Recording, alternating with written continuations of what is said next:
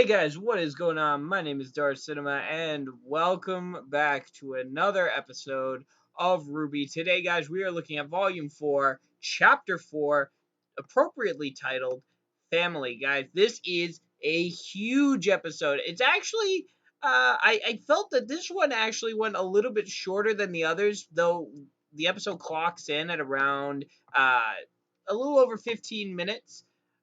We do get a little bit more information as to the identity of the young boy and his relationship to all this, but the majority of this episode is focused on, in my opinion, Yang and her relationship with Tai Yang, and we also get a look at Crow and his relationship with Raven, and a little bit more as to essentially what kind of a person Raven is. Um, so going into the episode, we start off with the young farm boy that we saw in episode 1, and we actually do find out his name, called Oscar. We get a really cool and interesting little bit where Oscar is looking in the mirror, and it looks like he's seeing something that we don't. And he actually is like, he says hello to the mirror, and all of a sudden we hear Ozpin's voice come out and introduce himself, saying, "Hello, I am Professor Ozpin," and it is absolutely shocking. I have no idea what this could mean. Whether he's residing in the mirror, or is he a part of Oscar? It's just something very interesting to look forward to as to the development, because I don't think Oscar is going anywhere soon, and he's tied very closely to what is happening with Ozpin's character. We move on to probably one of the bigger parts. Is we look at Yang's character. We see her still dealing with the aftermath of Adam cutting her arm off. We see her having a very, like, this vivid nightmare of her in the ruins of Beacon. First starting with both arms, and when she sees Adam, she starts firing her gauntlets. Of course, nothing's working. He gets closer and closer, and then by the time she realizes it, she has lost her arm, and right as he attacks, she wakes up again. As she wakes up, we do hear two familiar voices downstairs talking with Tai Yang, and we see Professor Port and Dr. Oobleck talking and laughing, reminiscing with stories with Tai Yang, and they do mention a very, very humorous bit about actually getting Crow to wear the skirt and tricking him into thinking it was a kilt. And while it's more for comedic purposes, we do get to see Yang laugh a little bit. And after everything she's been through, it's really comforting to see that she's coming along during these episodes. She's not like an emotionless wreck. But the pacing in this was really well done, and the writing here was very good too. It starts off very good natured. Everyone's relaxed, everyone's fine, and it it just immediately starts to turn tense at the drop of like a pin, right at at the drop of the hat at this point, where you have Tai Yang and Yang herself getting into an argument about that Yang may not be ready for this, and she gets angry, and all of a sudden you hear her dad just lash out with this line saying, maybe you lost a few brain cells to go along with that arm, and the look on everyone's face. My jaw hit the floor with that line. I'm pretty sure yours did too. If it didn't, you're lying, because none of us saw that coming. But apparently this was just was joking between them, and Yang is totally fine with this, even though Oobleck and Port were absolutely floored by what they heard. Um, it's kind of essentially what this does is we get to see Yang grow a little bit more, and essentially the little um this is essentially Yang's call to action. Like, look, you better stop feeling sorry for yourself. This is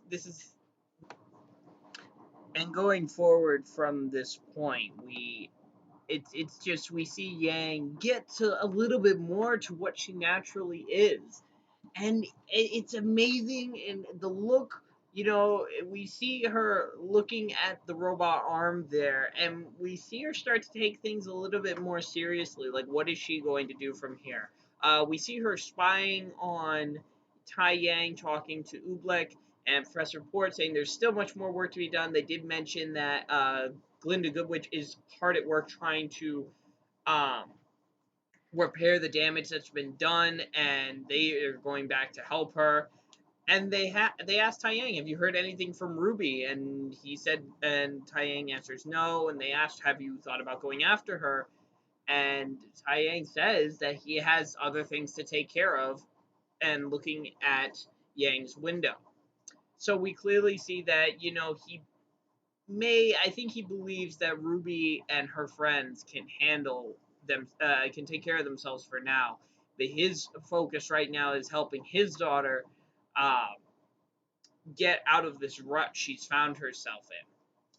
Finally, we cut to Team Ranger just making their way across the wilderness to the next town. And for an odd spot, we see that there are no Grimm attacking them, and which is very weird because they notice they've been on a more of a lucky streak recently.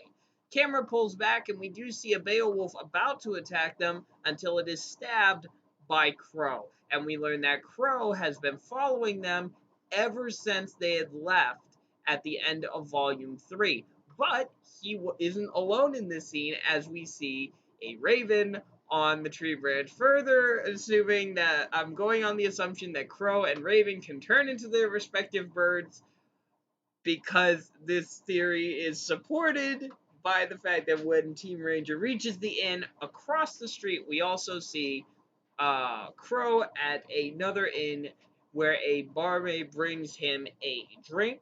He says he didn't order it. She said the woman upstairs got it for you, the one with the red eyes. So I'm pretty sure we all know who that is. We all know it's Raven. So we have Crow going up and talking to Raven. Crow is very blunt in the way he talks to his sister. And you can tell that, they only talk to each other out of necessity, that they don't really look like they really want to be here at this point. But we hear Raven talking about, does Salem have it? And they also bring up the relic again, which is a very interesting point because, as far as we know, we haven't seen a relic. And is that going to be the MacGuffin that this whole season is built around? The discovery of this relic and who gains possession of it? Salem and her group, or RWBY and like the Warriors of Remnant? Will they get their hands on it? Because that seems to be a very important Deus Ex Machina that's going to factor in later in this season, probably during the finale. I'm pretty certain, though, knowing how they're going about this, this could not factor in for quite a few seasons. We don't know, but we also get to learn a little bit more just about how Crow and Raven, like how they deal with each other.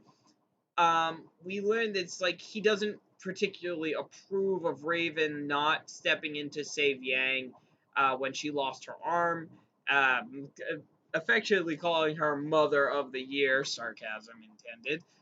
But we see that loyalties are questionable. They bring up this we, like, who is this we you're talking about? If Salem gets her hands on the object, it's like, we're all gonna die. It's like, who is this we we're talking about? We learned that, there was a group that I guess that was their family at one point, and as Crow put it, like, they were thieves, essentially the worst group of people probably. And Crow left, and I guess that's a chip that Raven carries on her shoulder. She doesn't very much like her brother for what he did and for leaving, and it really seems to drive a wedge between the two. You have Raven acting very uptight about all this, and Crow is very laid back. He seems perfectly fine with the choices he's made, but Raven still seems very guarded in her path. And you can tell very much by her body language and that, like, sometimes her refusal to make eye contact with her brother.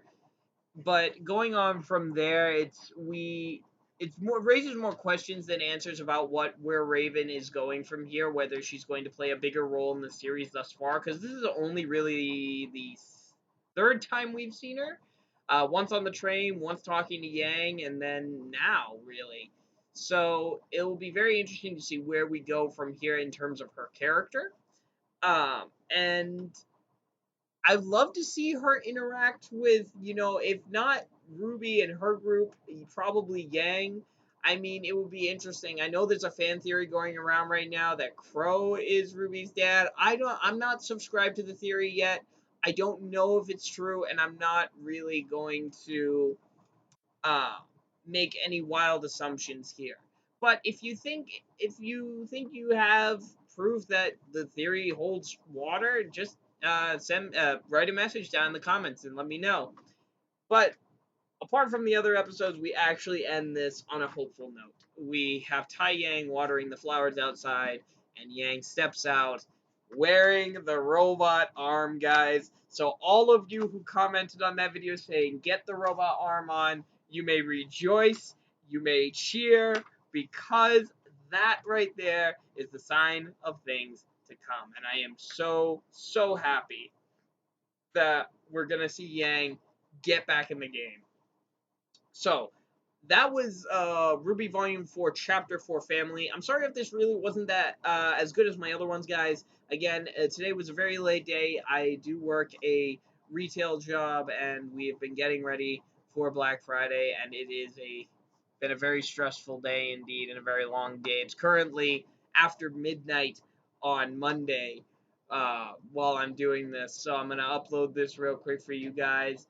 My apologies for not getting to a video last week. I chose not to do the World of Remnant. If you want me to do World of Remnant, please leave a comment in below, and I'll be able to do that. So, my name is Darth Cinema, guys. I hope you all enjoyed this. Please leave a like, comment, and subscribe for more content, and I will see you next week for episode 5. Take care and have a good night.